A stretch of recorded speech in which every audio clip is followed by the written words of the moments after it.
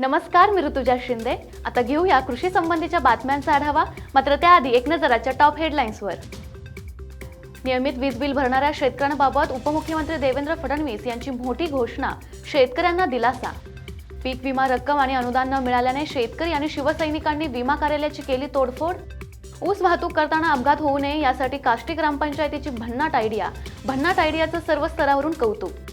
अतिवृष्टीमुळे नुकसान झालेल्या पिकांचे सर्वे हे सॅटेलाइटद्वारे करण्यात यावे. स्वाभिमानी शेतकरी संघटनेचे प्रमुख राजू शेट्टी यांची मागणी. रविकांत तुपकर यांनी बीड जिल्ह्यातील जवळबन येथे सोयाबीन ऊस उत्पादकांच्या आक्रोश मेळाव्याला संबोधित केले. वीज बिलाची थकबाकी भरण्यासाठी शेतकऱ्यांना भरीव सवलत व मुदतवाढ द्यावी. आमदार धीरज देशमुख यांची सरकारकडे मागणी. शेतकरी संघर्ष समितीमार्फत काल सातारा जिल्हाधिकारी कार्यालयावर मोर्चा काढण्यात आला. नुकसान भरपाईसाठी शेकडो शेतकऱ्यांनी वरुड तहसील कार्यालयासमोर मुलताई चौकात चक्काजाम आंदोलन केलं. शेतकऱ्यांच्या विविध मागण्यांसाठी शिवसेनेतर्फे काल चांदूर बाजार येथे तहसील कार्यालयावर आक्रोश मोर्चा काढण्यात आला. आता बातम्या सविस्तरमध्ये. सुरुवातीलाच एक महत्त्वाची बातमी. गेल्या काही दिवसांपासून राज्यात महावितरण आणि शेतकरी यांच्यात वाद सुरू आहे. महावितरणकडून वीज तोडणी मोहीम सुरू झाल्याचं शेतकरी वारंवार सांगत आहेत, तर दुसरीकडे वीज बिल न भरल्याने अधिकाऱ्यांकडून शेतकऱ्यांची वसुली सुरू आहे.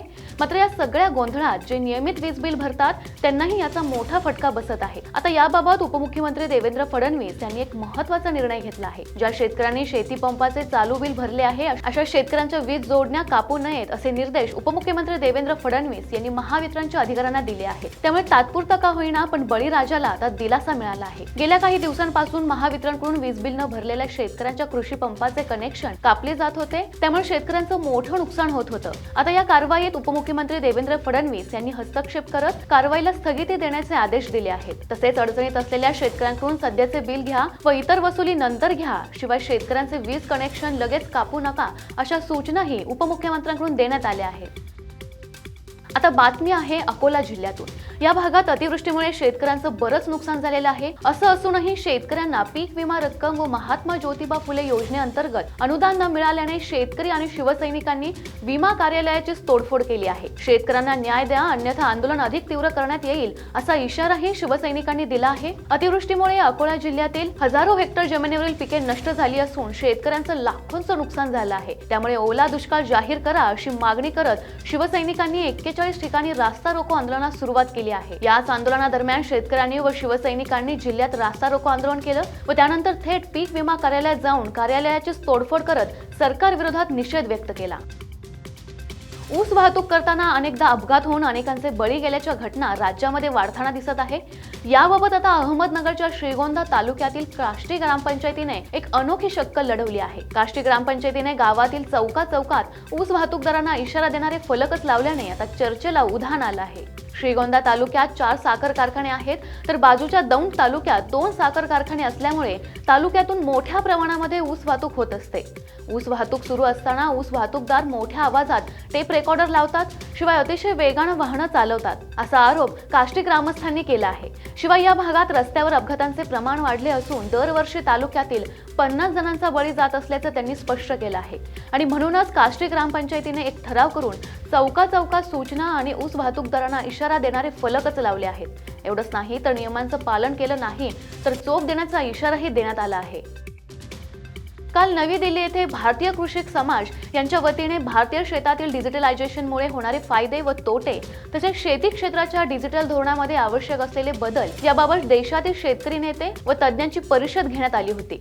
या परिषदेत स्वाभिमानी शेतकरी संघटनेचे प्रमुख राजू शेट्टी यांचा देखील सहभाग होता. यावेळी त्यांनी अतिवृष्टीमुळे नुकसान झालेल्या पिकांचे सर्वे हे सॅटेलाइटद्वारे करण्यात यावे अशी मागणी केली आहे. शेती क्षेत्रातील डिजिटल तंत्रज्ञानाबाबत अजूनही देश पिछाडीवर असून यामुळे शेतकऱ्यांचं मोठ्या प्रमाणात नुकसान होऊ लागले असल्याचं वक्तव्य त्यांनी केलं आहे. पाहूया. हो सकता है, खास करके जब प्राकृतिक आपदाएं आती है, बाढ़ जैसी घटनाएं घटती है, तो अगर सैटेलाइट सर्वे की तरह अगर सर्वे हो जाएगा तो जिसका नुकसान हुआ है उसी को मुआवजा मिलेगा. लेकिन जब सरकारी बाबू उसमें आता है, अब जब उसका सर्वे शुरू होता है तो उसमें रिश्वत लेकर जिसका नुकसान नहीं हुआ है उसका उसमें नाम दाखिल करना, खास करके ये जो अभी क्रॉप इंश्योरेंस में ये बहुत इस तरह से बातें हो रही है. महाराष्ट्र में तो इस साल इतना बारिश हो गया और बारिश के बाद जब सर्वे शुरू हुआ तो पर एकड़ 400-500 रुपए दे दो, हम आपका नाम उसमें डलवाएंगे। इस तरह का जो भ्रष्टाचार होता है कम से कम उस पे तो कंट्रोल आ जाएगा। और बाकी जो प्रकृति का अभी फोरकास्ट का हमें कोई अंदाजा आता नहीं है, कम से कम वो समझना चाहिए कि 4 दिन के बाद बारिश आने वाला है, ओले गिरने वाले, तो उसके बारे में अगर पहले पता चलेगा तो कुछ फायदा हो सकता है। दूसरी बात यह है कि आज डिजिटलाइजेशन सब जगह हो रहा है, लेकिन जहां गन्ने का वेट मेजरमेंट होता है वहां डिजिटलाइजेशन क्यों नहीं होता? वहां इसमें इतनी लूट हो रही है गन्ने की मेजरमेंट में, तो वहां इस्तेमाल नहीं हो रहा है। तो कम से कम ये यहाँ इस्तेमाल होना चाहिए और उसका फायदा किसान को हो सकता है। थँक्यू। स्वाभिमानी शेतकरी संघटनेचे नेते रविकांत उपकर यांनी अरबी समुद्रात जलसमाधी घेणारच असा ठाम निर्धार घेतला आहे। यासाठी त्यांनी बीड जिल्ह्यातील जवळबन येथे सोयाबीन ऊस उत्पादकांच्या आक्रोश मेळाव्याला संबोधित केलं आहे। यावर्षी सरकारच्या धोरणामुळे सोयाबीन ऊस उत्पादक शेतकरी अडचणीत आला असून आता आपल्या हक्कासाठी लढण्याची खऱ्या अर्थाने वेळ आली असल्याचं वक्तव्य त्यांनी यावेळी केलं। या मेळाव्याच्या माध्यमातून त्यांनी शेतकऱ्यांना मुंबई येथे 24 नोव्हेंबर रोजी होणाऱ्या जलसमाधी आंदोलनात व 25 नोव्हेंबर रोजीच्या ऊस उत्पादकांच्या चक्काजाम आंदोलनात मोठ्या संख्येने सहभागी होण्याचं आवाहन केलं आहे। यावेळी त्यांनी केज तालुक्यातील उमरी येथे स्वाभिमानी शेतकरी संघटनेच्या शाखेचं उद्घाटन केलं। यावेळी शेतकरी मोठ्या संख्येने उपस्थित होते। शेतकऱ्यांच्या मागे एकामागून एक संकटांची मालिका लागलेलीच आहे।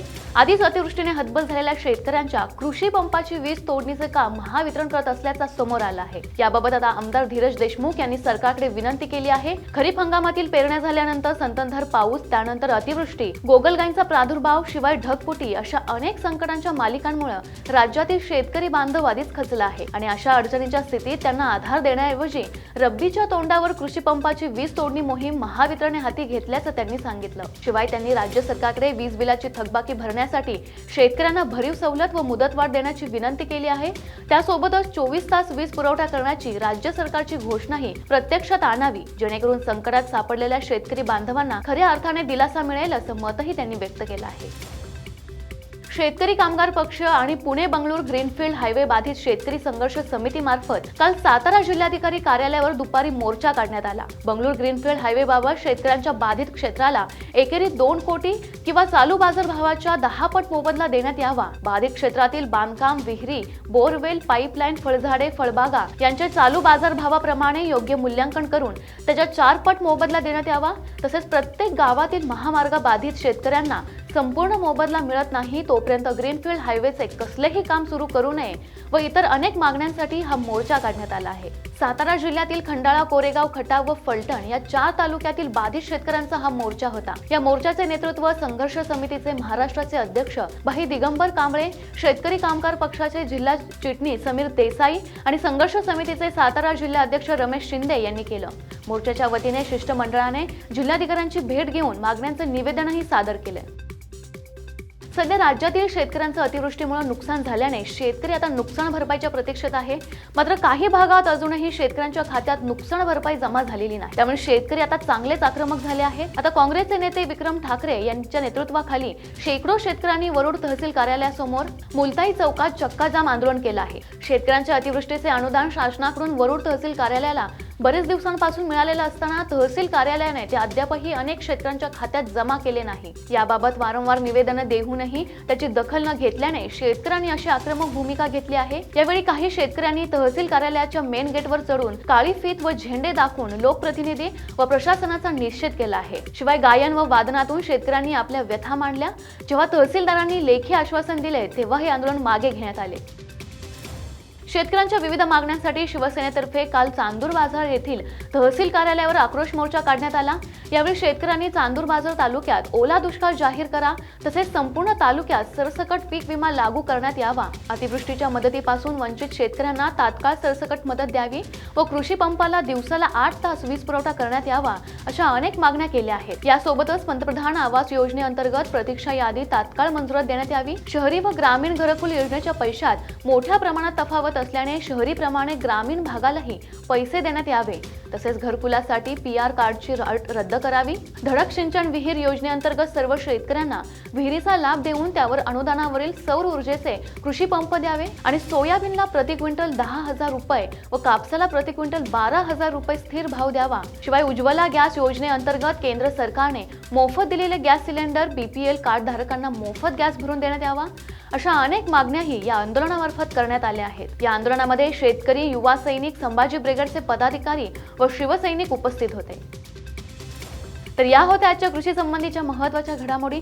तुम्हालाही कृषी संबंधित माहिती जाणून घ्यायची असेल तर आजच कृषी चॅनलला सबस्क्राईब करा. नमस्कार.